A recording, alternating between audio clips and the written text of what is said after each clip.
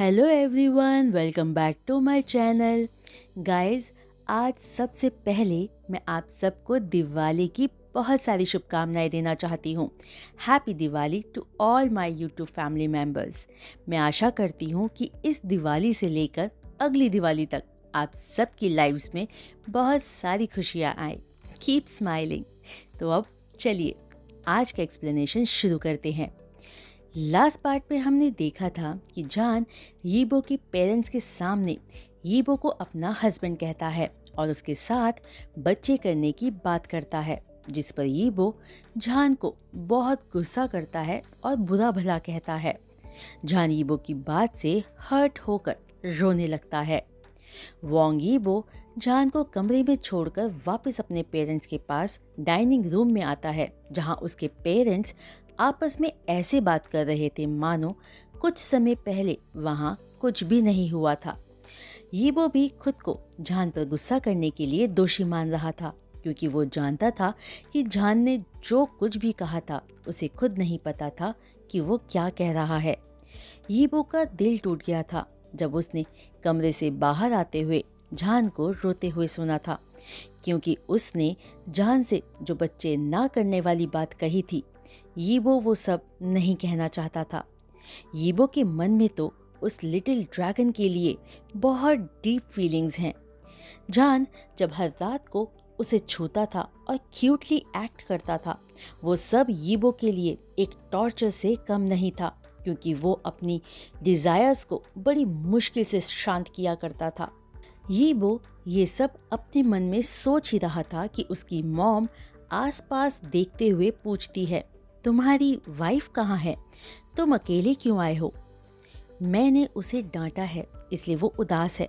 वो ठीक हो जाएगा। यीबो गिल्टी फील करते हुए अपनी मॉम को जवाब देता है, तुम्हें उसे डांटना नहीं चाहिए था। वो कितना प्यारा है और बहुत मिलनसार लगता है। तुम इस तरह के इंसान से प्यार करने लगोगे, मैंने सोचा नहीं था। यीबो की मॉम कहती है। यीबो खामोश रहते हुए हैरानी से अपने पेरेंट्स की तरफ देखते हुए सोचता है कि उसके पेरेंट्स उन दोनों की मैरिज को कितनी आसानी से मान गए और एक बार भी नहीं पूछा कि कब और कैसे शादी की। वो कितने खुश लग रहे हैं इस बात से। वहीं यीबो के पेरेंट्स ये जानकर खुश थे कि उनका बेटा अब किसी से प्यार करता है और उसकी फैमिली है, क्योंकि यीबो हमेशा से अकेला रहता आया था और सिर्फ काम करना ही उसकी जिंदगी का मकसद था। इसलिए यीबो के पेरेंट्स हमेशा उसकी फिक्र करते थे कि उनके जाने के बाद उनका बेटा अकेला रह जाएगा। यही वजह थी कि वो ये सब जानकर नॉर्मल दिख रहे थे, क्योंकि जान को देखकर उनकी अपने बेटे के लिए फिक्र कम हो गई थी। वो थोड़ी देर यीबो के साथ बातें करके वापस चले जाते हैं। वहीं दूसरी तरफ जान अपने आंसू पोंछकर बेड पर जाकर लेट जाता है और खुद से कहता है, मैं अब यहाँ नहीं रहूँगा। मैं वापस अपने घर चला जाऊँगा, जहाँ मॉम, डैड और बड़े भाई सब मुझसे प्यार करते हैं। अब जब यीबो मुझसे प्यार ही नहीं करता और मुझे अपनी लाइफ में नहीं चाहता, तो मैं कोई और ढूंढ लूँगा और उसके साथ बच्चे कर लूँगा। पर ये सब खुद से कहते हुए जान को अपने दिल में बहुत तेज दर्द महसूस होता है, मानो किसी ने उसे कई बार खंजर से मारा हो और वो उस दर्द से अगले पल ही मर जाएगा। कि तभी जान को कमरे का दरवाज़ा खुलने की आवाज़ आती है और वो जानता था कि ये और कोई नहीं, वही हार्टलेस यीबो है, जो अभी थोड़ी देर पहले उस पर चिल्ला रहा था। जान पलटकर यीबो की तरफ नहीं देखता और अपनी जगह पर ही लेटा रहता है। यीबो, जो ये जानता था कि जान ने खाना नहीं खाया है, खाने की ट्रे लेकर आया था। वो ट्रे को साइड में रखे टेबल पर रखकर जान के करीब जाकर लेट जाता है। फिर जान को कमर से पकड़ते हुए अपनी तरफ खींचकर उसे टमी पर हाथ फैलाते हुए कहता है, आई एम सॉरी। मुझे तुम पर चिल्लाना और वो सब नहीं कहना चाहिए था। मुझसे गलती हो गई। लेकिन जान यीबो की माफ़ी को एक्सेप्ट नहीं करता, क्योंकि वो सीधा ज़रूर है लेकिन बेवकूफ़ नहीं। वो नहीं भूलेगा कि यीबो ने उसे कितना हर्ट किया है। मैं घर वापस जाना चाहता हूँ। मुझे मॉम की बहुत याद आ रही है। अब मुझे यहाँ अच्छा नहीं लग रहा। मैं यहाँ नहीं रहना चाहता। शाओजा उदासी से भरी आवाज़ में अपने आंसू पोंछते हुए कहता है, जो अब उसकी आंखों से फिर से गिरने लगे थे। यीबो ये सुनकर पैनिक करते हुए उस इंसान को देखता है जिसे वो अब सबसे ज्यादा प्यार करने लगा था, जो उसके सामने रोते हुए उसे छोड़कर वापस जाने की बात कह रहा था। यीबो के हाथ अचानक से जान के कमर पर जोर से कस जाते हैं। तुम मेरे साथ रहोगे, मैं तुम्हें कहीं जाने नहीं दूंगा। मैं मानता हूँ मैंने गलती की है। मैं तुमसे शादी करूंगा और हमारे बच्चे भी होंगे, लेकिन सही समय आने पर, क्योंकि तुम इन सब के लिए अभी छोटे हो। यीबो पोजेसिवली जान से कहता है। जान यीबो की बात सुनकर रोना बंद करके सोचता है, तो क्या इसका मतलब यीबो मुझसे नफरत नहीं करता? लेकिन जान अपनी खुशी को दिल में छुपाए हुए कहता है, मुझे यकीन नहीं है। तुमने कितनी बुरी बातें कही और मेरे हाथ पर भी मारा। मुझे ऐसा लगा मानो किसी ने चाकू से मुझे यहाँ मारा हो, और मेरा हाथ भी दर्द कर रहा है। जान शिकायत करते हुए एक हाथ से अपने दिल की तरफ इशारा करता है और दूसरा हाथ यीबो की तरफ बढ़ा देता है। यीबो अपना सिर झुकाकर जान के सीने पर बहुत सारी किसिस करता है और उसके हाथ पर हल्का सा एयर ब्लो करता है। ये देखते ही जान अगले ही पल अपना दुख भूलकर मुस्कुराने लगता है। क्या अब भी दर्द हो रहा है? यीबो प्यार से पूछता है, जिस पर जान ना में सिर हिलाते हुए एक मुस्कुराहट के साथ कहता है, अब दर्द नहीं हो रहा, अब अच्छा महसूस हो रहा है। अब चलो लव मेकिंग करते हैं। जान ये कहते ही अपनी पलकें झपकाते हुए यीबो की तरफ देखता है। यीबो अपने सिर पर हाथ मारते हुए जान से पूछता है, क्या तुम्हें पता है लव मेकिंग का मतलब क्या है? हाँ, जब दो लोग वो सब करते हैं। जान बिल्कुल वैसे ही जवाब देता है जैसे शूकाई ने जान को दिया था। यीबो ये सुनकर और जान के बिहेव को देखकर अब श्योर था कि जान को नहीं पता कि वो किस बारे में बात कर रहा था। क्या करना? यीबो के मुंह से ये दो शब्द सुनते ही जान चुप हो जाता है और सोचने लगता है, मेरे खाने ने तो बताया ही नहीं कि क्या करना होता है, और मैं भी इतनी इम्पोर्टेंट बात पूछना भूल गया, क्योंकि लगता है कि यीबो को भी इस बारे में कुछ नहीं पता, सिर्फ उस शूकाई को ही पता है। जान को चुप देख यीबो उसे समझाना शुरू करता है कि इन सब का अभी सही समय नहीं है, लेकिन जान तो अपनी ही सोच में खोया वो लिस्ट बना रहा था जो उसने अपने खाने से पूछना था, इसलिए वो यीबो की कोई बात नहीं सुन पाता। फिर जान पाउट बनाते हुए यीबो को उसे खाना खिलाने को कहता है, जिस पर यीबो जैसे ही उसे खिलाने जाता है वो यीबो की गोद में आकर बैठ जाता है और हिलते डुलते यीबो के हाथ से खाना खाने लगता है कि तभी जान के बट्स यीबो के उस जगह को टच करते हैं जो उसे नहीं करना चाहिए था। बस ठीक उसी समय यीबो को अपने अंदर से एक आवाज़ सुनाई देती है जो ग्रॉल करते हुए यीबो से जान को अपना बनाने के लिए कह रहा था, क्योंकि जान सिर्फ उनका था। यीबो दो तरफा टॉर्चर बर्दाश्त कर रहा था। एक तो जान अपना हिलना बंद ही नहीं कर रहा था, और दूसरा उसके अंदर से आती आवाज़ें जिसे वो इग्नोर करने की कोशिश कर रहा था। उन आवाज़ों की वजह से यीबो के सिर में इतना दर्द होने लगता है मानो वो फट जाएगा। यीबो फौरन अपनी एक मेडिसिन निकालता है और जैसे ही वो मेडिसिन खाता है वो आवाज़ें सुनाई देना बंद हो जाती है, लेकिन उस दवाई का असर जल्द ही ख़त्म होता सा लग रहा था।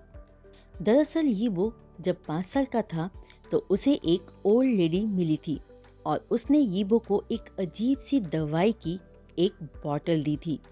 उस ओल्ड लेडी ने कहा था कि यीबो अपनी लाइफ में एक पल ऐसा पाएगा जब उसे अजीब और एबनॉर्मल चीज़ें एक्सपीरियंस करने को मिलेगी। इसलिए उसे मेडिसिन जो उस ओल्ड लेडी ने दी है अपनी पूरी लाइफ लेनी होगी। ये बहुत छोटा था तो उसने मना नहीं किया और उस जादुई दवाई की बोतल को छुपा कर रख ली, जिसमें अजीब सी कुछ मीठी गोलियां थी जो अपने आप बोतल में दोबारा भर जाया करती थी। ये वो कई सालों से वो दवाई खा रहा था, बिना ये जाने कि वो दवाई असलियत में उसकी वैम्पायर पर्सनालिटी को उस पर हावी होने से रोकने के लिए थी। जिस भी पल यीबो का वैम्पायर उस पर पूरी तरह से अपना काबू कर लेगा, यीबो को अपनी सारी यादें और ताकत वापस मिल जाएगी। जिस दिन झान ने यीबो को दर्द में संभाला था, उस दिन भी यीबो का वैम्पायर जोर जबरदस्ती यीबो पर हावी होने की कोशिश कर रहा था और इसी चक्कर में वो जान की सारी एनर्जी खींच गया था। बेशक जान की एनर्जी उसके वैम्पायर के लिए काफ़ी नहीं थी, लेकिन उस थोड़ी सी एनर्जी की वजह से वो उस दवाई का असर यीबो पर कम कर पाया था। तभी से यीबो को हमेशा पिछले 1 महीने से वो आवाज़ें अपने अंदर से आती सुनाई देने लगी थी। यहाँ तक कि एक मॉर्निंग में अपने टीथ क्लीन करते हुए यीबो ने अपनी आंखों का रंग बदलते हुए और अपने दांतों को बढ़ते हुए देखा था। तब उसने फौरन वो मेडिसिन ली थी ताकि वो उन अजीब चीज़ों को ना देख सके, क्योंकि यीबो ये सब देखकर बहुत डर गया था। झान ने यीबो को उस ड्रॉर से मेडिसिन को निकालते देख लिया था जो हमेशा यीबो लॉक रखता है। झान चुपके से उस ड्रॉर को खोलने का तरीका देख लेता है, क्योंकि वो क्यूरियस था जानने के लिए कि उस ड्रॉर में क्या है, यीबो क्यों उसे हमेशा लॉक रखता है। फिर यीबो उसी ड्रॉर से एक मेडिसिन निकाल के झान के हाथ में दवाई लगा देता है और कहता है, इस दवाई के लगाने से तुम्हें आराम मिलेगा और तुम अब दिन में रेस्ट करना। अगर तुम ठीक से बिहेव करोगे तो शाम को आकर मैं तुम्हें आज बाहर लेकर जाऊंगा। ये सुनकर झान बहुत एक्साइटेड होता है, क्योंकि जब से वो यहाँ आया था बाहर नहीं गया था, तो वो देखना चाहता था कि बाहर की दुनिया कैसी दिखती है। प्रिंस झाझा अच्छे से बिहेव करेगा, वो कोई परेशानी खड़ी नहीं करेगा। झान अपने हस्बैंड की बात मानेगा। शाओजा एक बड़ी सी स्माइल के साथ जवाब देता है। ये वो झान के सिर पर प्यार से हाथ फेर कर वहां से चला जाता है। यीबो के जाते ही झान का शरारती नेचर उसे किक करता है और ड्रॉर को खोलकर उसके अंदर देखने लगता है। उसे वहां वो बॉटल दिख जाती है जो उसने यीबो के हाथ में देखा था। जैसे ही झान वो बॉटल खोलता है, उसके अंदर से आती स्मेल के कारण वो फौरन अपनी नाक ढक लेता है। यीबो का एक डायन से क्या रिश्ता हो सकता है? ये दवाइयाँ लेने से तो यीबो को नुकसान पहुंचेगा। मुझे इस बॉटल को तोड़ना होगा। झान खुद से कहते ही बिना वक्त बर्बाद किए उस बॉटल को तोड़ देता है। फिर झान ड्रॉर को वापस से बंद करके सोने चला जाता है।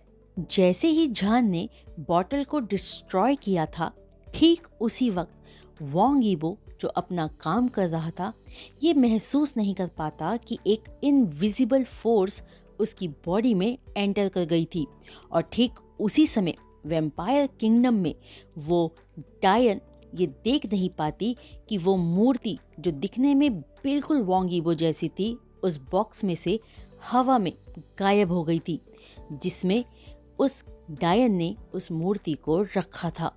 यीबो जब घर वापस आता है तो झान उसे अच्छे से ड्रेसअप होकर उसका इंतज़ार करते हुए मिलता है।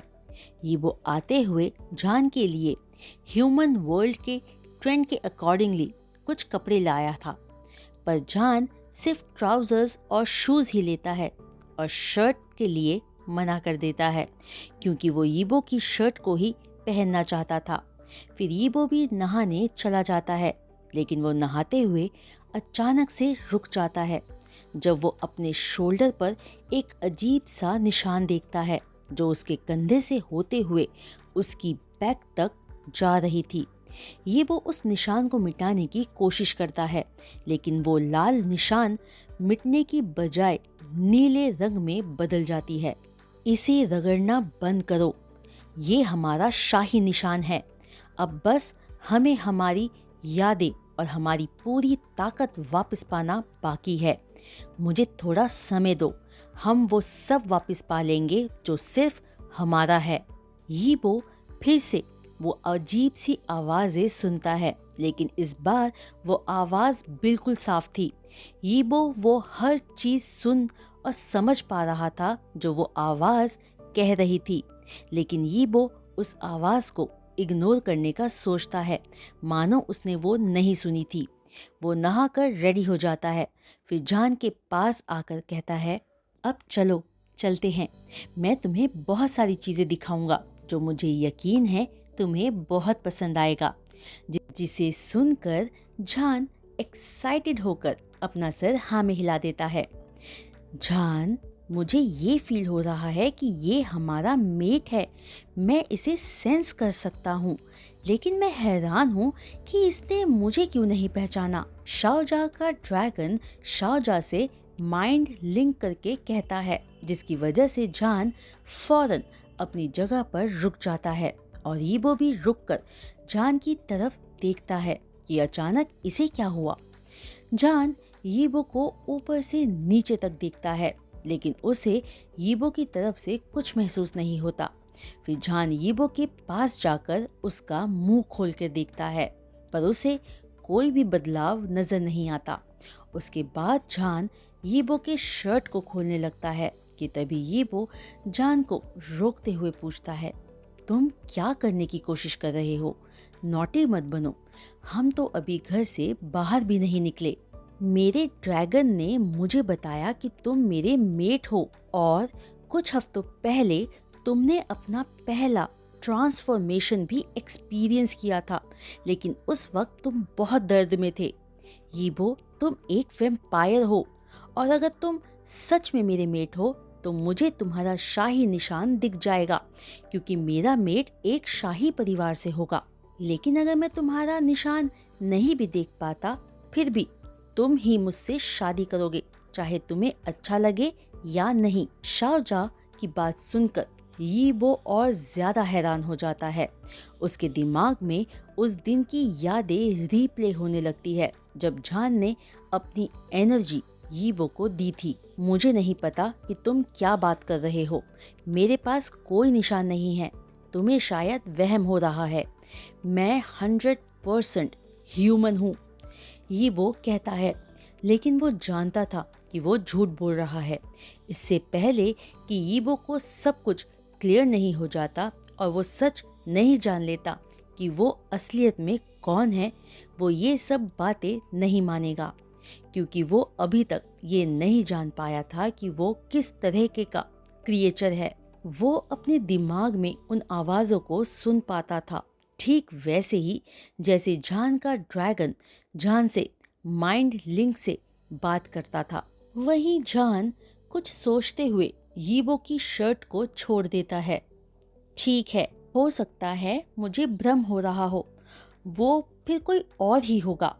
आज मुझे तुम्हारे ड्रॉअर में भी। जान कहते कहते रुककर सोचने लगता है कि जो मेडिसिन उस बॉटल में थी वो तो शक्तियों को दबाकर रखने की थी, जिसे बनाने की काबिलियत सिर्फ वैम्पायर किंगडम की ताकतवर डायनो में है। जान ने इन सब के बारे में वैम्पायर्स के महासम्राट के गायब होने के बाद सुना था, जिन्हें वहाँ रीसेंट किंग ने आज़ाद किया था। जान ने तो ये भी सुना था कि वो दवाइयाँ इतनी खतरनाक होती है कि अगर कोई उन्हें लंबे समय तक लेता है तो उसकी याददाश्त और शक्तियाँ खो जाती हैं। जान ने कभी भी उन कहानियों पर यकीन नहीं किया था, लेकिन आज उन मेडिसिन को देखने के बाद वो सोच रहा था कि हो सकता है वो कहानियाँ सच्ची हो। इसलिए वो यीबो को वार्न करना चाहता था।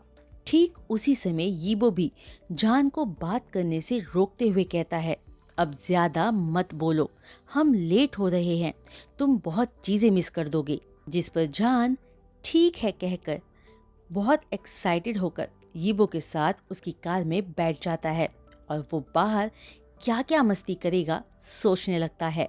वहीं ड्रैगन किंगडम में शाओ यांग जब लौटा था तो उसे एक बहुत ज़रूरी काम दे दिया गया था, इससे पहले कि वो अपनी डिस्कवरी जो उसने ह्यूमन वर्ल्ड में यीबो से मिलकर की थी अपने मॉम डैड से डिस्कस कर पाता। और अपने काम को पूरा करने के बाद भी उसे मौका नहीं मिला था अपनी बात कहने का। लेकिन आज लकीली वो तीनों मिलकर फैमिली डिनर कर रहे थे, सिवाय उस लिटिल ड्रैगन के जिसने अपने घर वापस आने से मना कर दिया था। मैं अपने बेटे को बहुत मिस कर रहा हूँ हनी, मैं उससे मिलने जाना चाहता हूँ ताकि उसे वापस ला सकूं। मुझे उसकी बहुत फिक्र हो रही है, जान की मॉम कहते हैं, जिसे सुनकर शाओ यांग अपनी बात कहना शुरू करता है। मॉम, डैड, मुझे एक बहुत ही कंफ्यूजिंग बात पता चली है। मैंने वैम्पायर किंगडम के महासम्राट को देखा है, लेकिन हैरानी की बात यह है कि वो अब पूरी तरह से एक ह्यूमन है। और यही नहीं, हमारे जान का रियल मेट महासम्राट है, उनका भाई नहीं। मैंने जान और महासम्राट के बीच वो कनेक्शन बहुत अच्छे से महसूस किया है, पर मुझे नहीं पता कि आखिर क्यों जान की पिछली जिंदगियों में महासम्राट का भाई उसका मेट बनता आया है और उनका अंत हमेशा भयानक ही रहा है। शाओ यांग की बात सुनकर उसके मॉम और डैड हैरान हो जाते हैं। क्या तुम श्योर हो जो कुछ भी अभी तुमने कहा है कि महासम्राट ह्यूमन बनकर बिना अपनी याददाश्त के ह्यूमन वर्ल्ड में रह रहे हैं और वो ही हमारे बच्चे के असली मेट हैं? शाओ जहां की मॉम कंफर्म करते हुए पूछते हैं, क्योंकि उनके बेटे ने अपनी पिछली जिंदगियों में बहुत तकलीफ झेली थी। मैं श्योर हूँ उनके बीच का बॉन्ड बहुत स्ट्रांग है, जान की पिछली जिंदगियों की तरह नहीं, जब वो उस इंसान से मिला था जिसे वो अपना मेट बताता था अपनी सही एज में आने पर। मैंने उनके बीच कभी कोई स्ट्रांग कनेक्शन महसूस ही नहीं किया था, जैसे इस बार जान और महासम्राट के बीच महसूस किया है। मुझे लगता है ज़रूर कुछ बहुत बड़ा हुआ है जिसके बारे में हमें कुछ नहीं पता, शाओ यांग कॉन्फिडेंटली कहता है। शायद किस्मत को भी पता है कि मेरे बेटे ने कितना सहा है, इसलिए इस बार वो दोनों तारे वक्त से पहले ही दिखने लगे हैं और इस बार वो दोनों तारे प्योर वाइट है, ना कि हर बार की तरह रेड। इससे यही लगता है कि इस बार हमारा बेटा अपने रियल मेट से ही मिला है।